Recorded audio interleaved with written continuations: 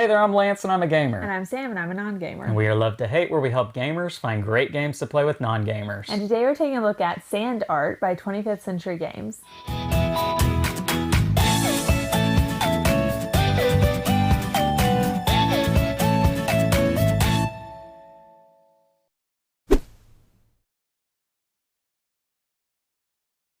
Real quick before we get into Sand Art, I want to talk to you guys about the shirt that I'm wearing that Into the AM was kind enough to send to me to wear in this video. If you're not familiar with Into the AM, they make fantastic, high quality men's clothing. Like this shirt that I'm wearing here. They call this the basic tee because it has no graphic labeling on it except for this little tiny logo up here. But they do offer really cool, high quality graphic tees as well that you'll see me wear in some other videos. But they sent me some shirts, and man, I really do like these shirts, especially this one that I'm wearing right here. You guys know me. I like those basic tees that have the clean look to them. This is it. This is high quality. I love the cut, love the feel. It's just a really great shirt and one that I'm really pleased with. And so check out the link down below in the description of this video. It'll take you to their website where you can use our special code LOVETOHATE to save 10% off your order on that website and get you some clothes over there because it's really great stuff. Now, let's talk about Sand Art. This is from 25th Century Games, and it is coming to crowdfunding here in the very near future. You'll want to check out the link down below in the description of this video that'll take you to that campaign page where you can check out all the details on this game as well as 3 other games that 25th Century Games is running.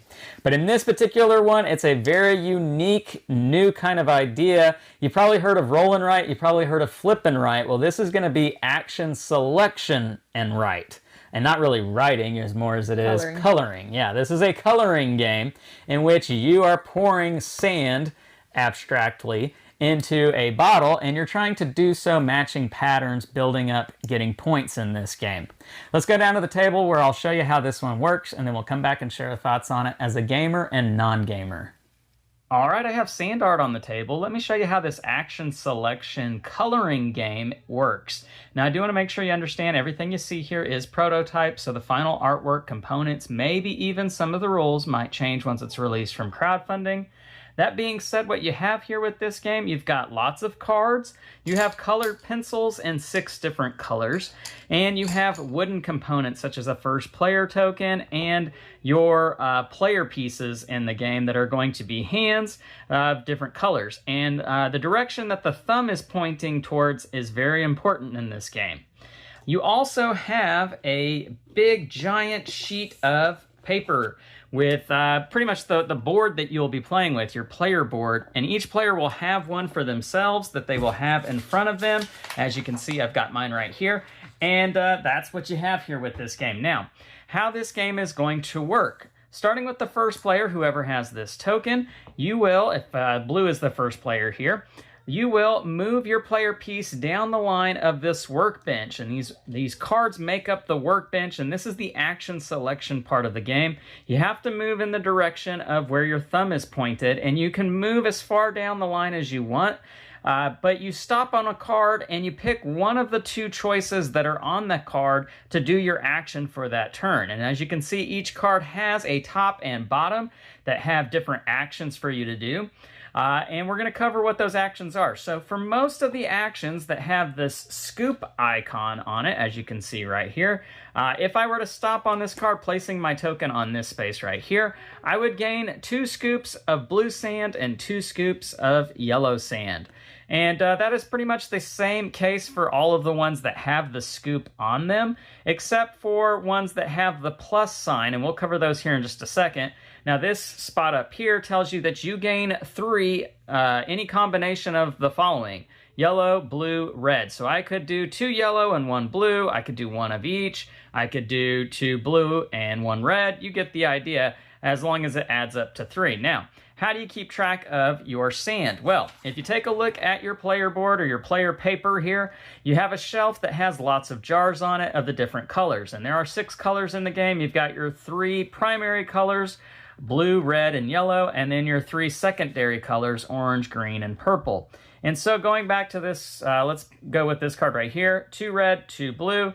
I would take my blue pencil and I would make 1 slash mark in this first jar, first bubble, 2 times to indicate that I have gained 2 blue sand. And as you can see here, I've got my 2 slashes, and I would do the same for red, since I gained 2 red as well. And that would be that action. And now when I take my action, I make sure to flip my hand token in the opposite direction that it was pointing in before. And so on my next turn, I now have to go in the opposite direction down this side of the line. Let's cover some of the other actions of what you can do in the game. So going back to this one here that has the plus sign, this is how you mix your sand. You have to have 1 yellow and 1 blue in order to take this action. But if you have 1 yellow and 1 blue, you can mix them together to make green. Let's talk about how that looks. Let's actually do it with this card right here, mixing red and blue, since those are the 2 colors we did on the previous action. And we do have red and blue sand already. As you can see, red and blue sand. Now, what you do in order to mix, you have to have the slash mark to indicate that you have that sand to use. You will make the other slash mark making an X, and I just poked a hole through my paper.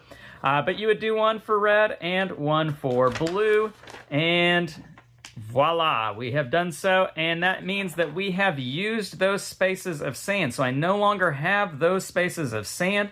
I do have 1 space of sand of blue and 1 for red, but now I get to make a purple slash down here on the bottom where purple is at, because I mixed red and blue, and as we all know, red and blue make purple. And so you can see there I've got 1 slash of purple sand. So that's what those actions let you do.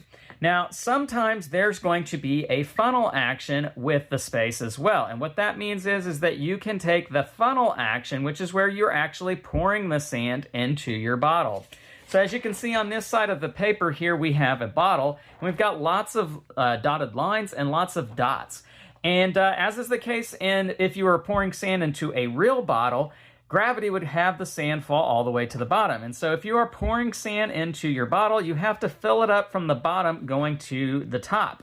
And so in this case, looking back at, let's look at this card here. The color of the funnel is purple, so I can pour my purple sand. Now you can pour as much of that sand that you have in your stock. So I only have 1 purple sand, so I can only fill up 1 dot.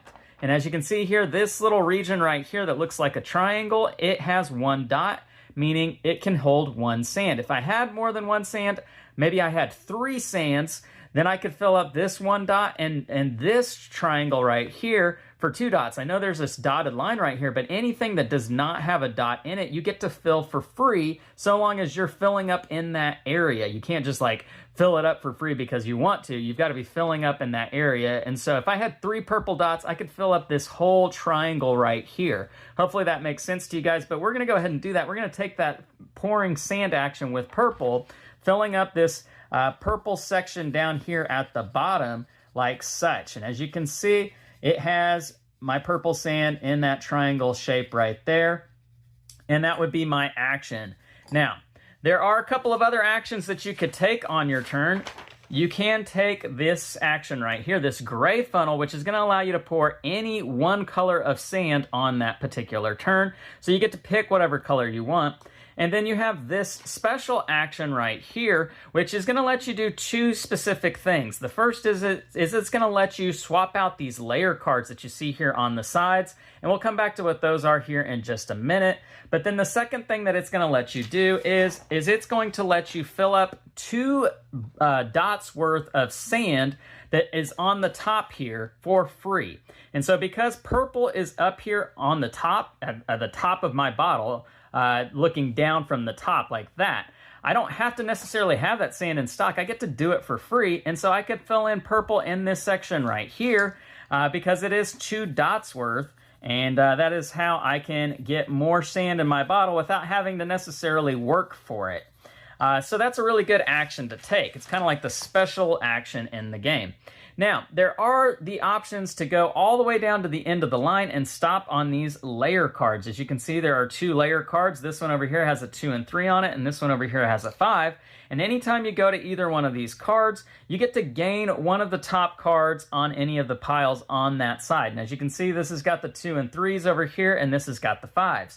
Now, what these cards are going to do, they're going to give you opportunities to earn extra victory points, such as 2 points on this card. But what you have to have is, you have to have that pattern matching somewhere on the side of your bottle. So in this case, I would need blue, yellow, blue. And let's pretend like I had blue here, yellow there, blue there. I could put this card right here. And because it matches on the side, I would earn 2 points. Or maybe if I had it up here, I could put it there. Now, you cannot have cards overlapping one another. That's not going to be okay. And only one card for that section. So in other words, I could not have, even though this is blue at the top, I couldn't do it like that. You can only do one card for one section. That's like 90% of the game is what you see right there. Now, anytime you get all filled up to one of these lines, these horizontal lines that go all the way across the bottle, you have a choice to make. You can either immediately gain a number of victory points circling that number over on this side, or you can do one of these abilities over here, which generally is going to let you take a free action, as it says here on these icons, or it's going to let you move your hand token to another spot, taking the action that's there, or getting to do both actions that are on a card. Because typically, if one person is on one spot of the card, you cannot stop on that spot of the card. You can stop on the top spot and use the top action, but only one hand per section of the card. That's pretty much the gist. At the end, you are trying to work towards accomplishing these things that you see up here. The person who fills up their bottle first is going to get 5 extra points. You're going to have 2 color objectives. In this case, the person who has the most blue would get 3 points, and the person who has the most purple would get 6. And the reason for purple being more is because it's a secondary color and it's harder to get, so you get more points. And if you can replicate any of these patterns that you see here anywhere in your bottle, you'll receive the number of victory points printed on the card. And as you can see, the more complex the pattern, the more it has secondary colors in it, the more points it's going to award you. Now, the game will come to an end when somebody does fill up their bottle all the way, at which point you'll add up all the points and you'll see who is the winner. I do want to point out there are extra cards you add to the workbench if you're playing in a 3 or 4 player game, so there's even more actions for you to pick from. But there you have it. That's what you got here with Sand Art. Let's go back up top and share our thoughts on this one. And we're back, and now we're going to share our thoughts here on Sand Art. Now, Sam, the first thing that I want to ask you about this game is just the unique theme and how much that theme plays into the actual gameplay. What'd you think about that? I mean, it's 100%. It is a very theme-based game. It is very much what the theme is. You are essentially filling a jar with sand, but instead of sand, you have colored pencils. Right. I mean, yeah. That's legitimately what it is. Yeah, like a 2D version of that idea, filling a bottle with sand. And it's got even the idea that, you know, gravity is going to change the way the sand comes into the bottle, right? Like, I can't have parts of the sand floating. Yeah. It's all got to fall down. But then you got to be, you know, mindful of, well, do you want that sand to slope this way, or do you want it to slope this way, or do I want it to mound up in the middle? Yeah. Because you're trying to create these designs as you would if you were actually filling up a sand bottle, right? Like, that's what Sand Art is. What did you think about that concept and making a game out of it? I remember as a little girl in the 90s, like I remember making sand art. I had multiple bottles of sand art. And did you have them in different shapes? Yeah. I think I remember like a heart and a star, but you would do it at like fairs and stuff. You're right, them. I don't know why my parents let us do that crap, but they're like, this sounds like a big waste of money. Because that was all there was to do here in the Central Plains of the United States in the 90s. But no, like, it was a fun thing. And now you've got this idea with this game here, and I think it really comes through with it because you really do kind of get that nostalgic feel. And I say nostalgic, I'm sure there's people out there who still do sand art that are like, it's not an old thing, we still do it. It's current art. Yeah, it's modern. But the idea with this game of trying to get those patterns, those color lines to match up with the cards on the sides, but then also trying to get the overall goals of trying to get those patterns and the color shapes to match up with that to maximize your points. It really feels like a pretty strategic game with this one. Then you've got the idea of mixing the sand. You know, you got your idea of you've got your primary colors and you're mixing them to make the more secondary complex colors. Yeah. And that's where that action selection mechanic really plays in to the gameplay with this and makes for a really interesting. It's not a lightweight game, and I wouldn't say it's a medium game. It's a light medium weight game. Yeah. But it makes it for a really interesting game. I mean, what did you think about the gameplay? Yeah, I mean, it's very straightforward, but you have to think through it. You have to think through, you don't want your whole thing to be blue. So you need to be able to mix colors, but you need to have enough of that one and that one to be able to mix to have enough. Yeah. And then how many spaces you plan on filling up with that. So there is some strategy to it, and there is some thought process that goes into it. What was it like trying to find your way through that? Like trying to find what's the best, most optimal move for me on this turn? I think I just kind of went with it and then kind of just felt how it was looking, and okay, now I think I'm gonna go for this. So there is some freedom to it. It's not too